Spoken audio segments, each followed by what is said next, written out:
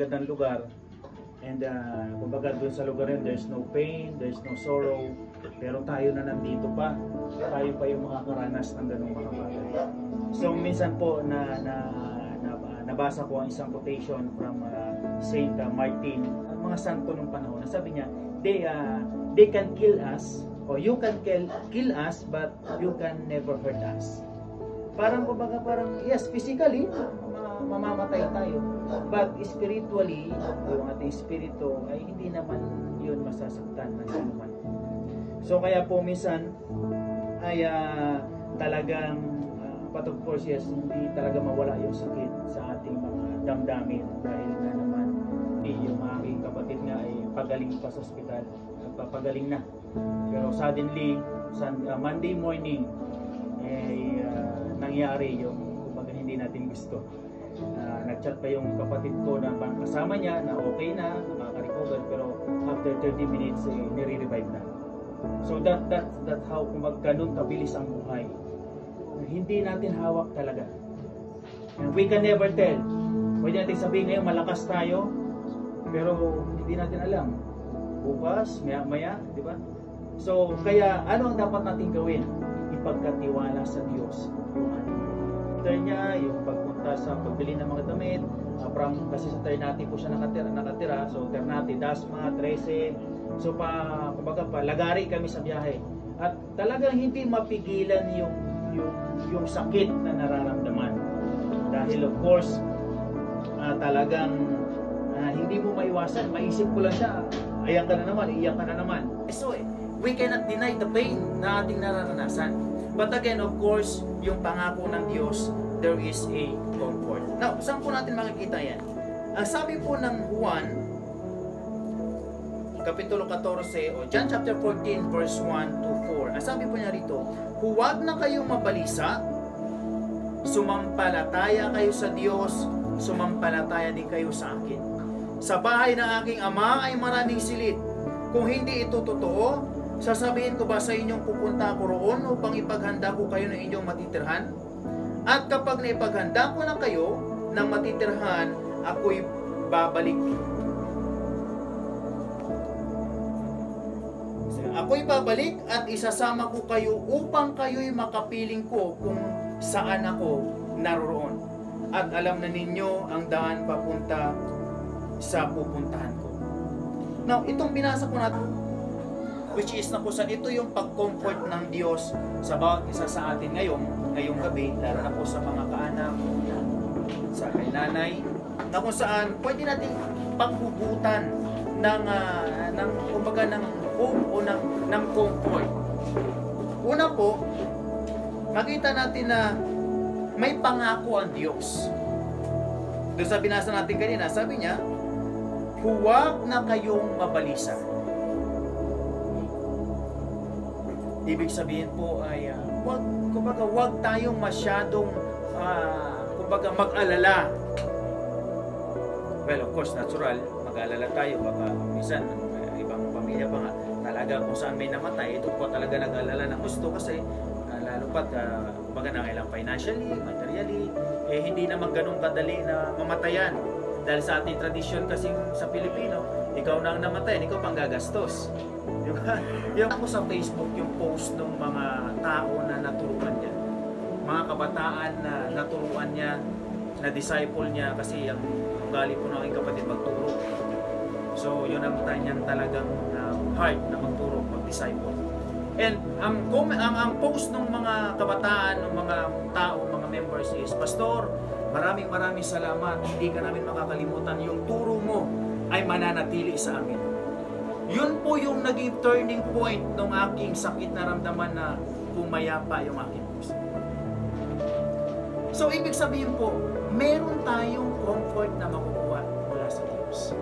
Sabi niya, let not your heart be troubled. Huwag natin masyadong, kumbaga, parang mabalisa tayo ng gusto. Dahil kung isipin naman talaga natin, kumbaga parang yung real talk na sinasabi nila. Sabi ko po kanina, God give it, God will take it. Siya ang nagbigay, siya rin ang lupa. Sabi nga po, na rinig ko isang preaching sa pastor, sabi niya, ang buhay ay pinahiram lang sa atin. So dahil pinahiram, anong possibility? Isa ulit. So nga lang, syempre, sa atin naman na nasanay na nandyan siya, masakit talaga. But again, from the Word of God, ang sabi ng Panginoon, let not your heart be troubled. Believe in God, believe also in me. Just let's give our pain to God. Yun ang maganda rin, ibigay natin sa Diyos yung pain. Kasi kung tayo lang, siguro baka may isang buwan, baka magmumuk pa rin tayo eh. Kung tayo lang bilang tao. But if we learn to give it to God, yung pain na mararanasan natin, God can, kumbaga, pwedeng bigyan tayo ng Diyos ng kapayapaan sa ating puso. So tulad nga po nung nangyari sa akin, sabi ko na bigyan mo ako ng situation na makakapag-ease, makakapagkaroon ng kapayapaan ng puso ko. And He answered my prayer. God has prepared a place for us. Una po kanina, nasabi doon, let not your heart be troubled. And pangalawa, mayroong lugar na inihanda ang Diyos para sa atin. Hindi po ba parang sarap isipin na, halimbawa lang, parang gusto mong bakasyon. Tapos doon sa pagbabakasyonan mo, meron ng lugar na nakaready para sa iyo. Meron ng kumbaga hotel na nakabook. At para sa iyo talaga yon. Hindi po ba't napaka-stress na yung magbakasyon ka na wala kang lugar na pag-istayan? Hindi po ba? But the Lord already prepared a place for us.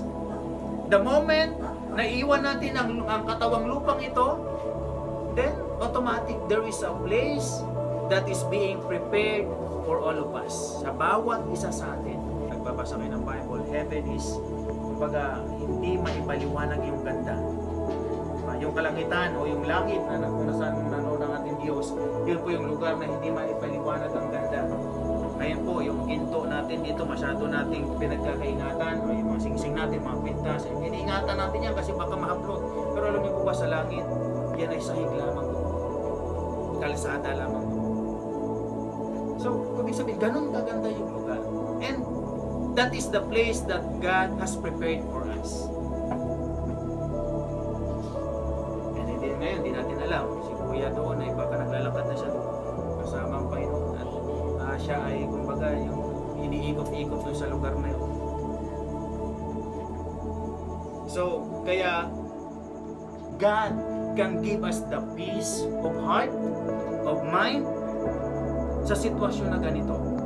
Kasi, minsan, kahit nandyan yung ating mga kaanak, kahit anong yakap nila sa atin, anong topic nila sa atin, but still nandun yung pain eh.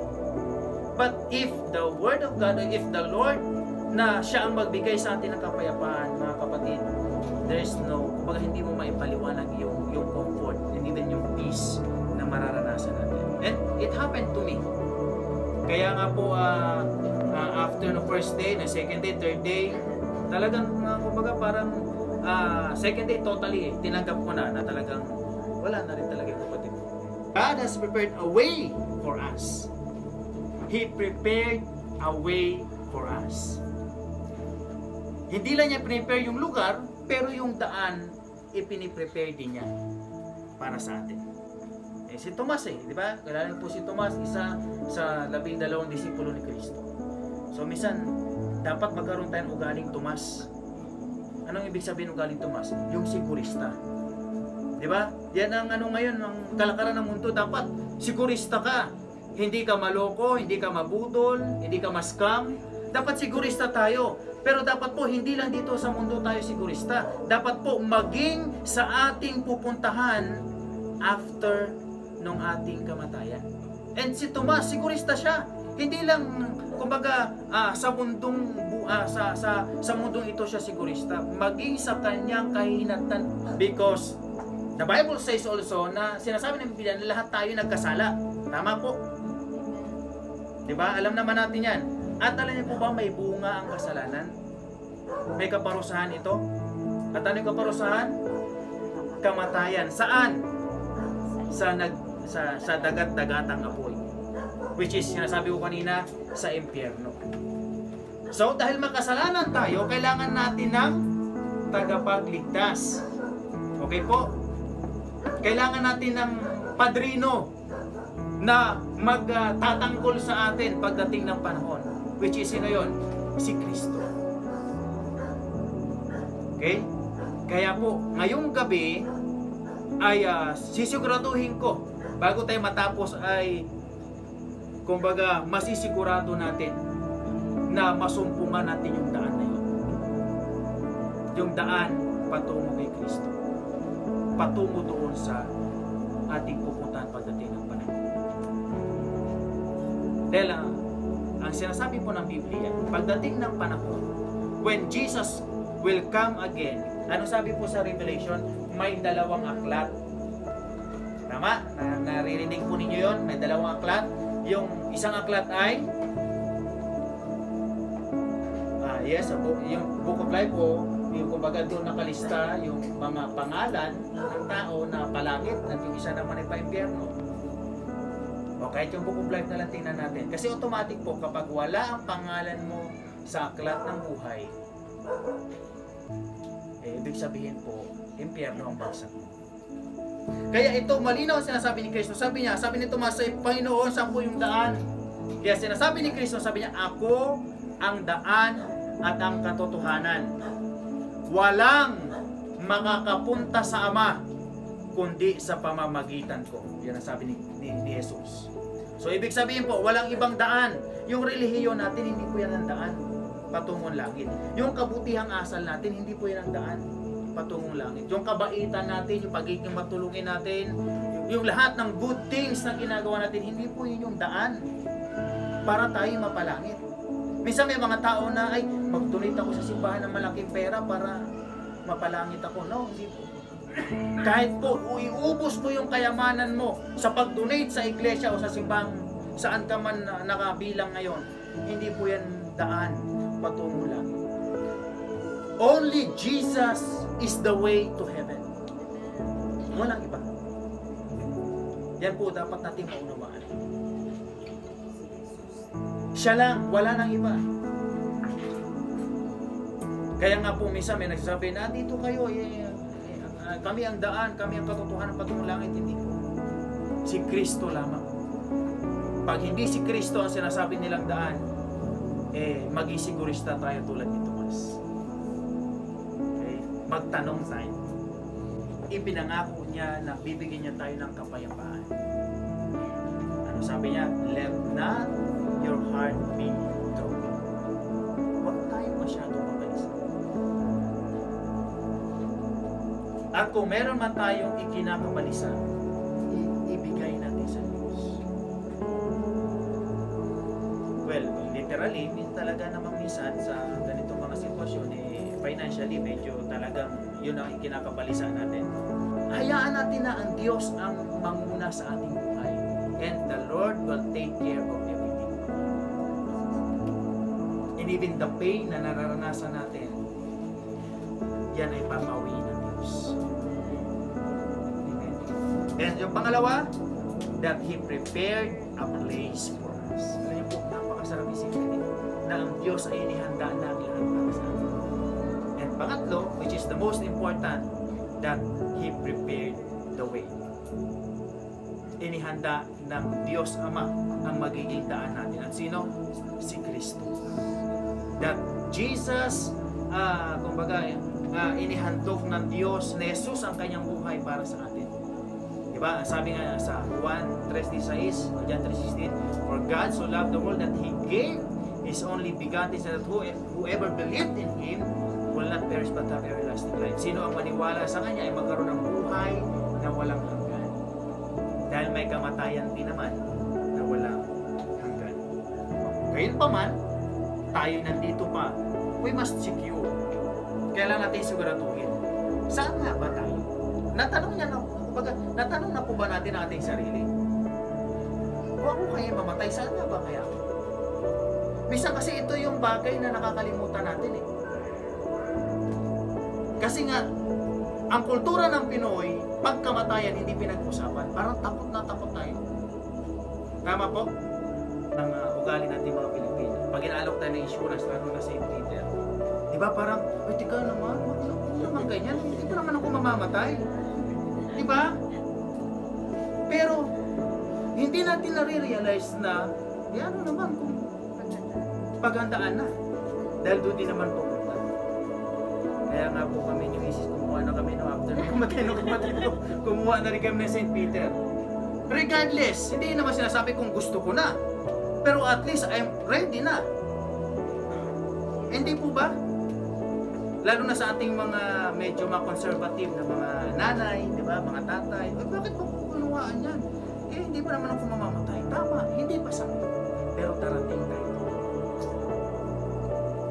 Katulad po ng aming kapatid, mas ganun din, si Peter din. Wala kami naging problema. Kasi andun agad yung salvation. So parang ganun din po sa spiritual natin buhay. We should prepare. Kailangan natin ihanda yung ating kinabukasan o yung ating hahantungan pagdating ng panahon na tayo ay umilalas. Nakuha po natin. And again, ngayong gabi po, ulitin ko yung tanong, ba'y namatay? Hindi pa naman natin gusto. Pero, halimbawa lang, saan kaya tayo tutungo? Heaven. Sigurado tayo. Heaven. Yan ang gusto ko. Yung sigurado tayo. Tulad ni Tomas. Panginoon, saan yung daan? Ituro mo sa akin para alam ko. And ngayong gabi po, bago tayo magtapos, siguraduhin natin kung saan tayo tutungo. Dahil hindi naman pwedeng Diyos lang ang may gawin na tayo wala na. Meron din tayong part. Sabi nga po, it goes with the saying na it always takes two to tango.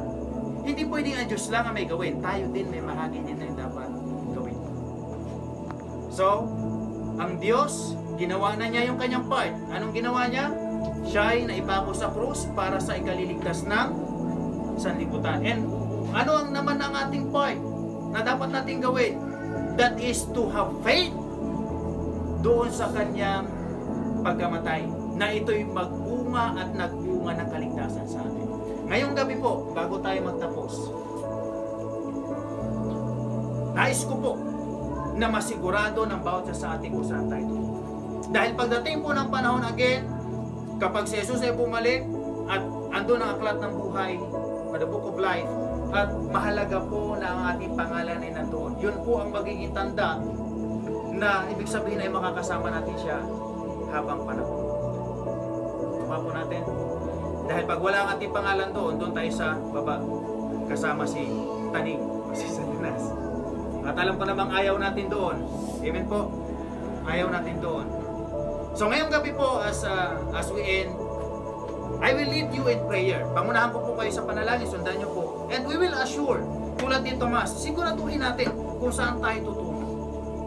Dahil po, sabi nga, iba na ang sigurista, iba na ang may alam, iba na ang, kumbaga, secure ka. So yan yung gusto ng Diyos na gawin natin ngayong gabi.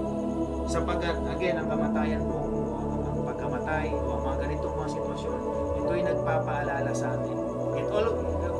It always remind us na doon din ako patungo. And ang tanong doon agad ay, what if kung ako naman kayo? Yung nandoon, saan kaya ako?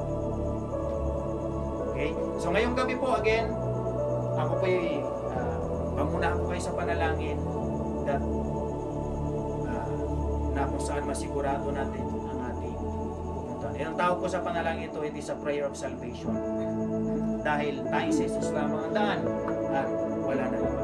Sige po, tayo po yung upo at tayo manalangin. Sundan niyo po ako sa Panginoong Diyos. Sige po, sabay-sabay po tayo. Panginoong Diyos, lumalapit po ako ngayong gabi sa kahabagan ng inyong trono. Panginoong Diyos, ngayong gabi, tinatanggap ko po kayo bilang aking Diyos at sariling tagapagligtas. Mula po ngayon, ikaw na ang manguna sa aking buhay. Ikaw na ang maghari sa aking buhay. Isulat niyo po ang aking pangalan sa aklat ng buhay. Sapagkat naniniwala ako, Panginoon, na ikaw lamang ang tanging daan ng kaligtasan. At Panginoong Diyos, patawarin niyo rin po ako sa aking mga nagawang kasalanan. Linisin niyo po ako na inyong banal na dugo upang maging karapat-dapat ako na lumapit sa inyo.